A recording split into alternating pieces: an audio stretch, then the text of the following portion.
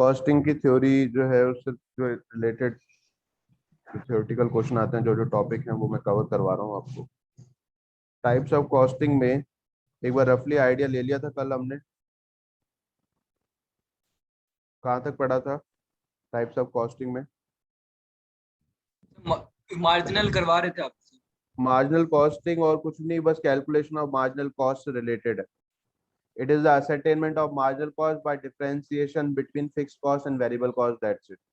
आप fix cost और variable cost को डिफरेंशिएट करते हो और मार्जिनल कॉस्ट की कैलकुलेशन करते हो। It is used to ascertain the effect of changes in volume और type of output on profit। तो उन्होंने क्या देखा, use to ascertain the effect of changes in volume। तुमने कल बताया था ना, additional cost to produce additional unit cost, marginal cost. तो मार्जिनल कॉस्ट जो है हर एक एडिशनल यूनिट प्रोड्यूस करने पर जितना एडिशनल कॉस्ट आएगा वो मार्जिनल कॉस्ट है।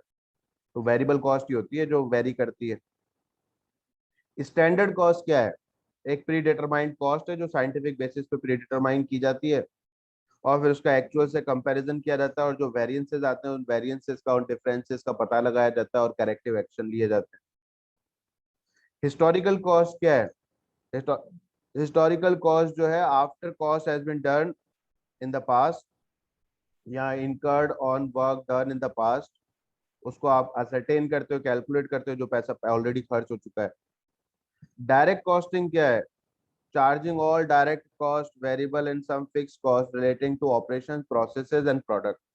तो जो भी किसी प्रोडक्ट प्रोसेस से रिलेटेड एक्सपेंसेस है उनको चार्ज करना। एब्जॉर्प्शन कॉस्टिंग क्या है? जिसमें फिक्स और वेरिएबल दोनों जो एस्पेक्ट है वो कवर किया जाता है। It is the practice of charging all cost both variable and fixed to the process or product। This differs from the marginal costing where fixed costs are excluded। तो marginal costing में जैसे fixed cost को exclude करते हो, absorption costing में fixed cost को भी include किया जाता है। अब इसके बाद इसमें थोड़ा थोड़ा सा ये बस इतना से ही पढ़ना है और ज्यादा कुछ इसमें स्पेशल अलग से पढ़ने की जरूरत नहीं है।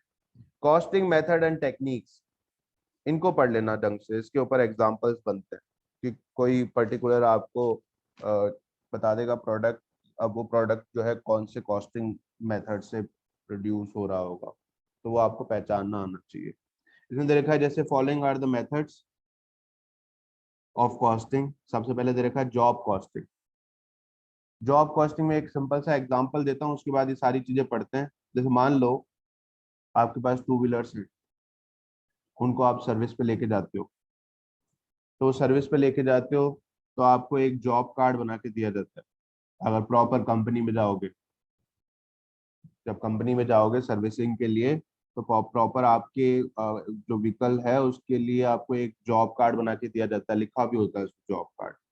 और उस पर आपकी व्हीकल्स पे क्या क्या उनको काम करना है रफली आपको वो आइडिया दे देते हैं कि भाई इनकी ना जो है वॉशिंग है, या उसमें चेंज ऑयल चेंज करना है, या फिर उसमें कोई जो पार्ट है वो टूट गया है तो उसे चेंज करना है। तो आप अगर कोई प्रोडक्ट अपनी कोई व्हीकल लेके गए तो उसका जो जॉब कार्ड बना उस पर्टिकुलर रिपेयर मेंटेनेंस उस पर्टिकुलर व्हीकल के लिए, ऐसे कोई दूसरा पर्सन अगर कोई दूसरा व्हीकल लेके आएगा तो उसके लिए एक अलग जॉब कार्ड बनेगा, एक अलग से इस जॉब कार्ड बनाया जाएगा। तो आपकी जो अपने व्हीकल में जो रिपेयर मेंटेनेंस की रिक्वायरमेंट थी, हो सकता है दूसरे व्हीकल में उनकी अपनी रिक्वायरमेंट हो उसमें उस रिपेयर मेंटेनेंस की, या कोई पार्ट उनका दूसरा कोई ब्रेक हुआ उसको चेंज कराना है उनको। तो जॉब कॉस्टिंग के अंदर होता क्या है, जो भी रिक्वायरमेंट या स्पेसिफिकेशन है कंज्यूमर की, उसको फिलफिल करने के लिए जॉब की जाती है, वर्क किया जाता है। अब यहाँ पे देखना, उसको रिलेट करना, जो मैंने अभी तुम्हें एग्जांपल दिया जॉब कॉस्टिंग को। Job costing method is used in firms which work on the basis of job work. Job work के बेसिस पे कि एक पर्टिकुलर वर्क मिला आपको, वो कंप्लीट करना है। उसके बाद ये लिखा है there are some manufacturing units which undertake job work and are called as job order unit. तो मैंने तो रिपेयर मेंटेनेंस से दिया, ये कोई मैन्युफैक्चरिंग यूनिट नहीं है, ये तो रिपेयर मेंटेनेंस से रिलेटेड है। मैन्युफैक्चरिंग का भी होता है कि आप कोई ऑर्डर दे के आए, सपोज जॉब वर्क में इसको ना मैन्युफैक्चरिंग यूनिट से रिलेटेड अगर है तो इसको इसके लिए मैं तुम्हें एग्जांपल देता हूँ। जैसे विजिटिंग कार्ड, तो आपकी बिजनेस के लिए जो विजिटिंग कार्ड बनना है तो जो भी प्रिंटिंग प्रेस होगी जहां पर आप विजिटिंग कार्ड बनवाने के लिए दे के आएंगे, तो आपके विजिटिंग कार्ड का मटेरियल अपना है, उसके अंदर क्या लिखना है, उस विजिटिंग कार्ड का जो पेपर क्वालिटी है वो क्या होना चाहिए, कलर क्या यूज होने चाहिए, उसका कंटेंट क्या होना चाहिए, डिजाइन कैसा होना चाहिए, ऐसे किसी दूसरे बिजनेस का दूसरा है। तो आप जिस ऑर्गेनाइजेशन को, जिस प्रिंटिंग प्रेस को उस विजिटिंग कार्ड बनाने के लिए देके आए, तो उन्होंने आपका एक जॉब लिया, एक वर्क लिया। अब उस पर उनको काम करना है और उस पर सारी स्पेसिफिकेशन और जो रिक्वायरमेंट है वो आपके अकॉर्डिंग होगी, कंज्यूमर के अकॉर्डिंग होगी। तो इसलिए उन्होंने बोला there are some manufacturing unit which undertake job work and are called as job order units. ऐसे आगे दे रखा है the main feature of this organization is that they produce according to the requirement and specification of the consumer. Consumer की requirement के हिसाब से काम होता है, उनकी स्पेसिफिकेशन के हिसाब से वर्क होता है। आगे दे रखा है ईच जॉब में be different from other work. Her job दूसरे से अलग हो सकती है, हाँ बिल्कुल हो सकती है। उसके बाद दे रखा है production is only on specific order. जब आपको ऑर्डर मिलता है उसी के बेसिस पे आप प्रोडक्शन करते हो।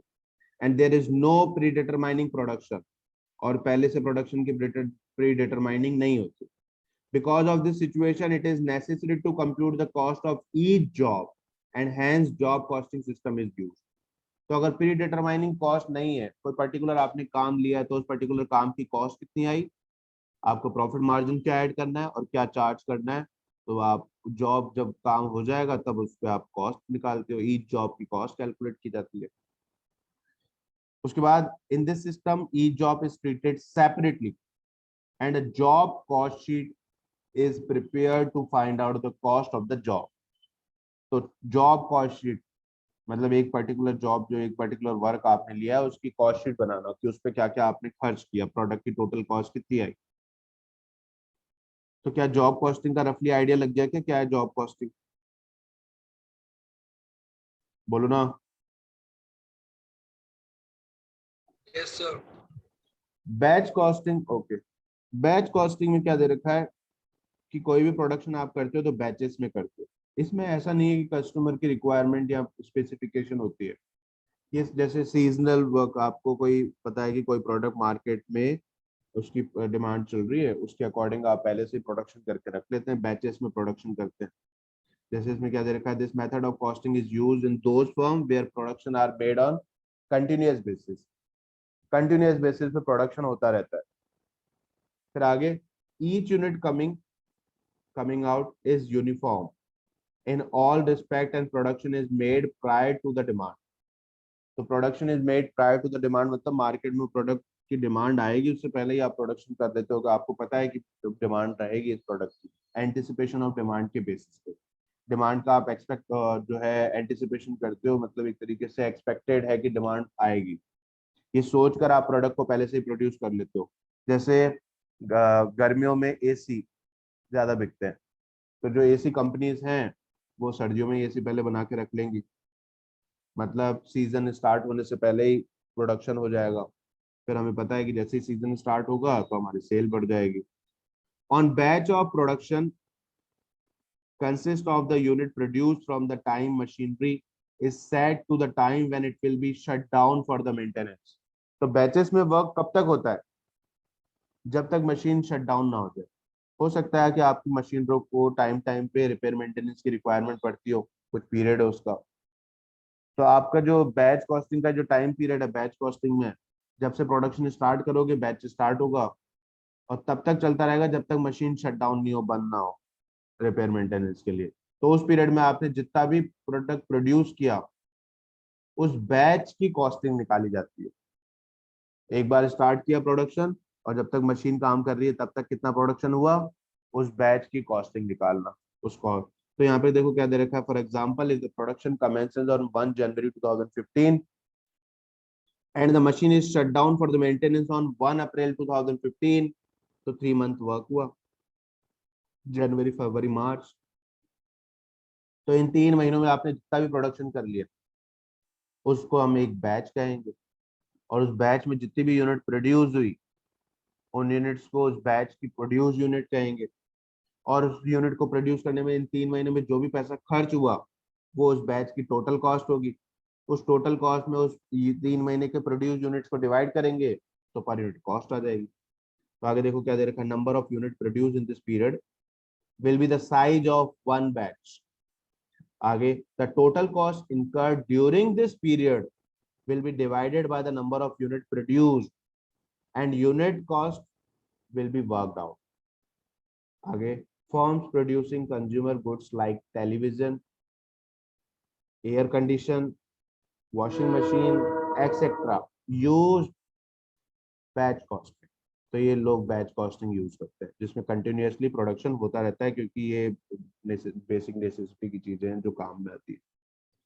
उसके बाद प्रोसेस कॉस्टिंग। अभी प्रोसेस कॉस्टिंग के सारे पॉइंट पढ़ने से पहले एक एग्जांपल लेते हैं, थोड़ा थोड़ा पढ़ना है बस तुम्हें याद रहे। एग्जाम्पल क्या है इसका, जैसे मान लो कि कोई भी प्रोडक्ट एक सिंगल प्रोसेस में नहीं बन पाता, उसके लिए मल्टीपल प्रोसेसेस चाहिए। मतलब एक अगर सिंगल साइकिल में प्रोडक्ट बन जाए तो फिर प्रोसेस कॉस्टिंग नहीं होता वो, तो फिर बैच कॉस्टिंग। जैसे मान लो कि एक टेबल ड्रॉ कर रहा हूँ आपके लिए,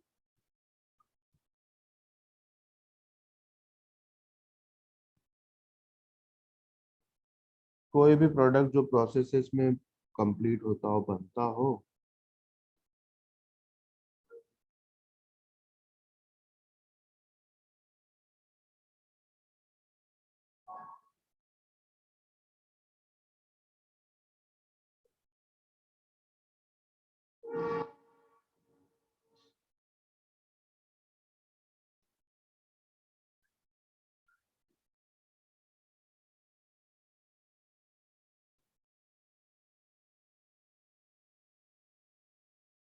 जैसे मान लो कि हम लोग कुकीज मैन्युफैक्चरिंग करने वाली ऑर्गेनाइजेशन, कुकीज होती है ना, बिस्किट टाइप होता है, बेक करके बनती है। तो वो कुकीज बनाने के लिए सपोज 3 प्रोसेस होते हैं। Process first, process second, process third. Process one को आप ले लो कि कुकीज बनाने के लिए जो आपको बैटर चाहिए, तो वो बैटर बनाने का काम आप प्रोसेस वन में करते हो। उसके लिए एक अलग अलग से यूनिट है, वहाँ पे मशीनें हैं जिसमें आप वो बैटर बनाने का काम करते हो। क्या क्या इंग्रेडिएंट्स हैं उस कुकीज के बेस के, वो उसमें डाल के उसका बैटर रेडी होता है। फिर प्रोसेस टू, उस बैटर को आप मोल्ड्स में, प्रॉपर जो भी मोल्ड्स होते हैं उसमें डाल के, मोल्ड्स में डाल के बेक करने का काम करते हो। ये प्रोसेस टू है सपोज। फिर उसके बाद प्रोसेस थ्री, बेक कर लेने के बाद उसकी जो भी कुकीज की टॉपिंग होगी या उसकी पैकिंग होगी, मान लो पैकिंग, कुकीज बन गई, वो बैटर बन गया, दूसरी बार बेक हो गई, बस खत्म। तो फिर उसके बाद थर्ड प्रोसेस पैकिंग। सपोज ये 3 प्रोसेस थे। अब देखना, ये पूरा जो भी मैंने ये 4 पॉइंट लिखे ना, वो तुम्हें ये एग्जांपल समझने के बाद पूरा क्लियर हो जाएगा। अब जैसे प्रोसेस वन है, इसमें आपने क्या कहा कि बैटर बनाना, तो बैटर बनाने तो आपको मटेरियल चाहिए। तो सपोज जो भी आपका मटेरियल लग रहा है, यहाँ पर आप डेबिट में लिख रहे हो, ये एक अकाउंट की तरह है, ये प्रोसेस वन अकाउंट, इसको आप प्रोसेस वन अकाउंट कहो। फिर ये प्रोसेस टू अकाउंट, फिर प्रोसेस थ्री अकाउंट। तो सपोज मटेरियल लगेगा, आपने मटेरियल इनपुट किया, मटेरियल इनपुट किया मतलब फर्स्ट प्रोसेस के लिए मटेरियल क्या क्या लगाया कि आपने कुकीज के लिए जो भी बैटर बनाने के लिए जो मटेरियल चाहिए, क्या चाहिए होता है कुकीज के लिए, फ्लावर चाहिए, मैदा, वो लगा दिया।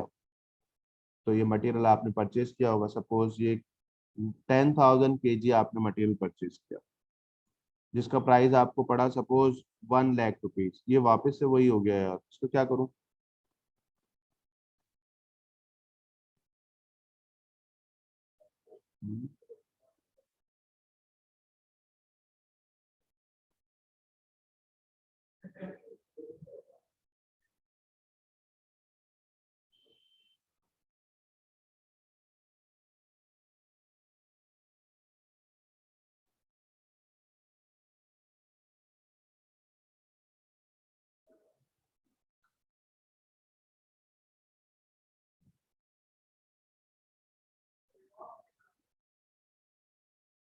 ऑडिबल हूं ना? मेरी आवाज आ रही है तुम लोगों को बच्चों? Yes, sir. Yes, sir. Okay, मैं अभी यहाँ बना लेता हूँ इसको, ठीक है।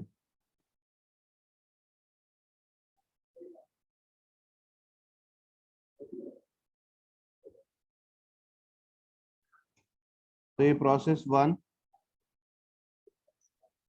फिर प्रोसेस 2, प्रोसेस 3, हमने इसका नाम दिया अकाउंट, और यहाँ लगाया हमने ये पर्टिकुलर्स।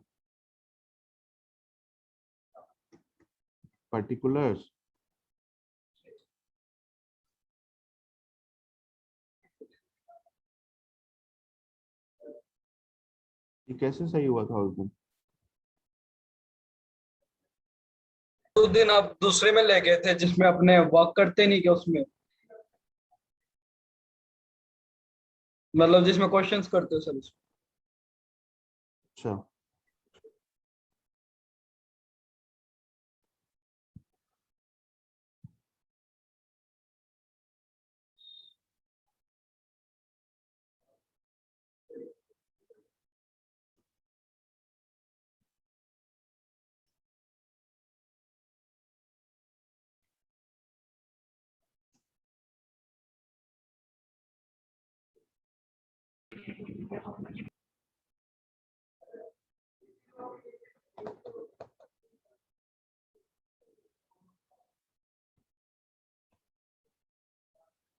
नहीं हो रहा है।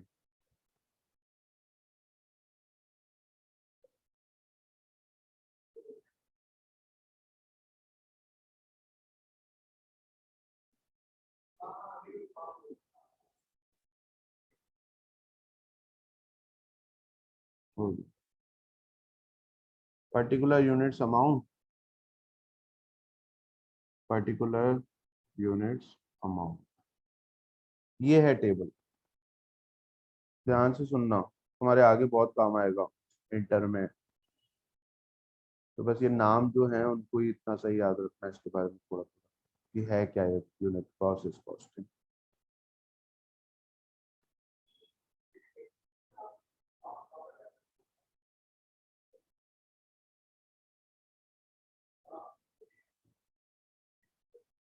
क्या नाम दिया था अपन ने इसको?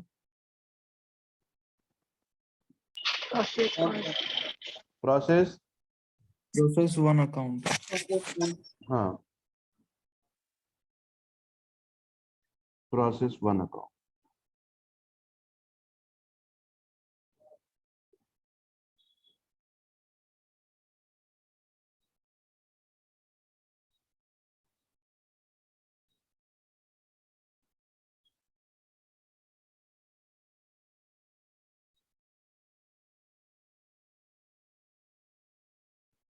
इसमें मान लो मटेरियल लगा जिसको आपने इनपुट किया प्रोसेस 1 में,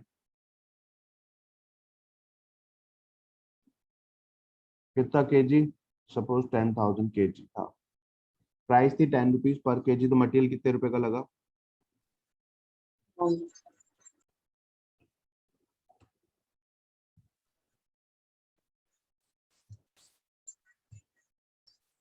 1 लाख, 1 लाख ना? Yes, sir. Yes, sir. Yes, sir. Yes, sir. 1 lakh. अब इसके बाद कुछ वर्कर्स ने काम भी किया होगा बैटर वगैरह बनाने के लिए, उनको आपने वेजेस पे किया। सपोज ये वेजेस आपने पे किया 20,000। कुछ अदर एक्सपेंसेस भी खर्च हुए होंगे, लगे होंगे। सपोज अदर एक्सपेंसेस खर्च हुए, ये भी थे 20,000। फिर अगर किसी टाइप का कोई मटेरियल लॉस हो गया, जिसको नॉर्मल और एबनॉर्मल लॉस के नाम से जानते हैं, तो मैं यहाँ पे बस लॉस लिख देता हूँ, by loss due to process, कि भाई बैटर बना रहे हो तो कुछ मटेरियल गिर गया, खराब हो गया, मटेरियल परचेज करके आया तो उसमें से खराब निकला, तो मटेरियल का लॉस हो गया। सपोज 100 केजी मटेरियल लॉस हो गया, तो मटेरियल लॉस हुआ, उसको आपने जो मटेरियल खराब निकला 10,000 में से, सपोज उसको आपने सेल भी कर दिया, जो मटेरियल खराब निकला ना उसको आपने सेल कर दिया, तो सेल ऑफ स्क्रैप बोल दो या सेल ऑफ मटेरियल स्क्रैप में आपने सेल कर दिया। 10 रुपए के हिसाब से आपने परचेज किया था, सपोज 2 रुपए के हिसाब से आपने सेल किया था, 200 रुपये रिकवर हो गए आपको, तो आपकी कॉस्ट को रिड्यूस कर देगा। अब जो बैटर बन के तैयार होगा वो प्रोसेस 1 का आउटपुट होगा। इनपुट और आउटपुट कॉन्सेप्ट समझते हो? मशीनों में हमने रॉ मटेरियल इनपुट किया, रॉ मटेरियल डाला और उससे फिनिश प्रोडक्ट बन के निकला। तो प्रोसेस 1 का इनपुट क्या है? वो मैदा जो आपने परचेज किया था 1 लाख रुपीज में, जिसपे वर्कर्स ने वर्क किया और कुछ अदर एक्सपेंसेस खर्च हुए। और प्रोसेस 1 का आउटपुट, प्रोसेस 1 क्या था? बैटर बनाना। तो प्रोसेस 1 का आउटपुट क्या निकलेगा? वो बैटर बन के जो निकला वो प्रोसेस 1 का आउटपुट है ना बैटर भाई। अगर प्रोसेस 1 Yes. हम बोल रहे हैं कि बैटर बनाने का प्रोसेस है, तो इनपुट है रॉ मटेरियल मतलब मैदा, और आउटपुट है बैटर जो बन के तैयार हुआ। तो ये जो आउटपुट है वो नेक्स्ट प्रोसेस में ट्रांसफर होगा। प्रोसेस 1 का जो आउटपुट है वो प्रोसेस 2 अकाउंट में ट्रांसफर होगा। तो उसके लिए हम लिखते हैं बाय प्रोसेस 2 अकाउंट। 10,000 आपने इनपुट किया था, 100 आपका खराब निकला, तो कितना यूनिट, कितना प्रोडक्ट बन गया? बोलो। 9900. 100। और इसकी कॉस्ट क्या बोलोगे? पैसा टोटल आपका 1,40,000 रुपये खर्च हुआ है 10,000 यूनिट पे प्रोसेस करने के लिए। उसमें से 200 रुपये तो आपने जो स्क्रैप मटेरियल था उसको सेल करके रिकवर कर लिए। तो सही मायने में खर्च 1,40,000 माना जाए या 138,800, 139,800 माना जाए? 139. ये कॉस्ट मानी जाएगी आप, क्योंकि आपने 200 रुपये तो रिकवर कर लिए और यहाँ पे वापस पूरा 10,000 रहेगा। तो ये प्रोसेस 1 अकाउंट कंप्लीट है। अब जब आप प्रोसेस 2 करोगे, बैटर से कुकीज बनाने का काम करोगे, उसको बेक करने का काम करोगे।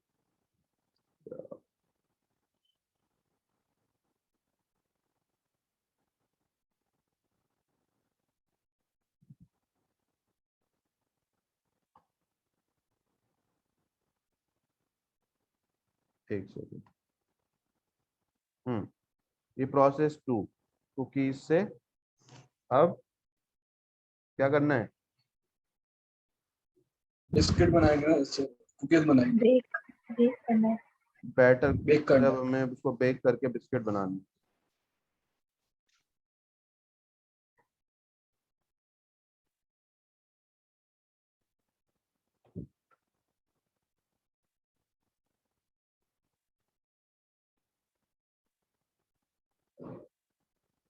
तो उसमें भी पैसा खर्च होगा ना, कुछ हो सकता है मटेरियल एक्स्ट्रा भी लगे, तो मटेरियल की कॉस्ट हो सकता है कुछ एक्स्ट्रा है। पर उससे पहले प्रोसेस 2 के लिए जो इनपुट माना जाएगा वो क्या माना जाएगा? प्रोसेस 2 का इनपुट क्या होगा? बैटर जो प्रोसेस 1 का आउटपुट. जो प्रोसेस बैटर 1 का आउटपुट है बैटर, वो प्रोसेस 1 का इनपुट माना जाएगा। अब अभी स्पेलिंग वगैरह मुझे मत बताना। इसमें आगे टू प्रोसेस, सबसे पहले स्टार्ट करोगे टू प्रोसेस 1 अकाउंट के नाम से, और 9900 यूनिट्स आपका जो आउटपुट निकला था प्रोसेस 1 का, इसका इनपुट हो जाएगा। तो आप प्रोसेस 2 का ये इनपुट कह सकते हो कि जो बैटर आपका बन के रेडी हुआ वो इनपुट है प्रोसेस 2 के लिए। और उसकी कॉस्ट कितनी आई थी? 1,39,800 आई। अब हो सकता है कुछ और मटेरियल लग रहा हो प्रोसेस 2 में, कि अब आपको बेक करने के लिए सपोज कोई ऑयल या फिर बटर, इस चीज़ों की रिक्वायरमेंट है, तो और भी मटेरियल लगाया आप,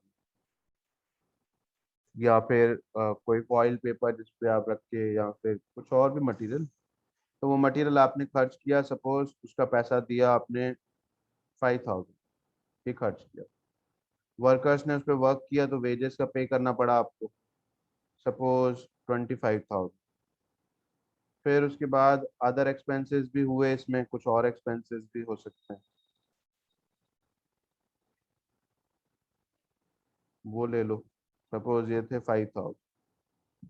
फिर प्रोसेस 2 जब आप बेक कर रहे थे उसे, तो यहाँ पर भी कुछ लॉस हुआ होगा, तो उन लॉस इसका को भी आपने सेल कर दिया कुकीज को, सपोज सेल कर दिया, सेल ऑफ स्क्रैप।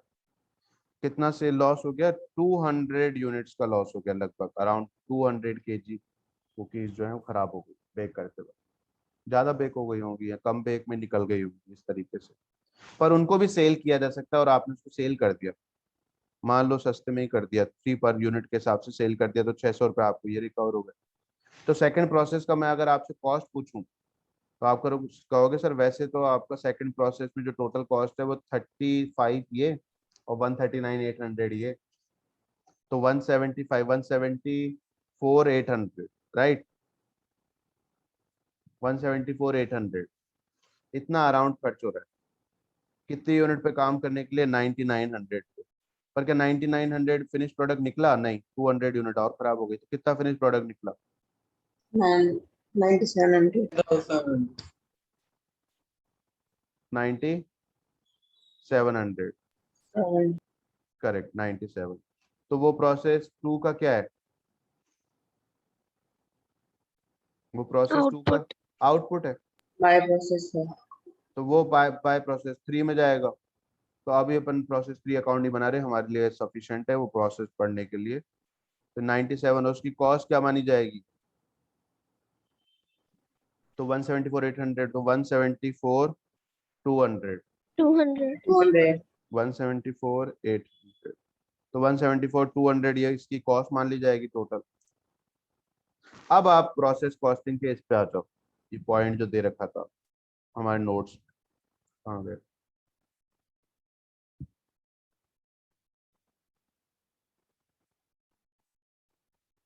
इसमें दे रखा है first point, some of the product like sugar, chemical, etc. involve continuous production process. Hence, process costing method is used to work out the cost of production. Continuous process है तो process costing method use लेते हैं. The meaning of continuous process is that the input introduced in the process 1 travels through continuous process before finished product is produced. आगे, the output of process 1 become input of process 2 and the output of process 2 becomes the input of process 3. If there is no additional process, the output of output of process third will be the finished product. क्या ये point अब समझ में आया है या नहीं? Second और थर्ड जल्दी बोलो। आगे Yes, sir.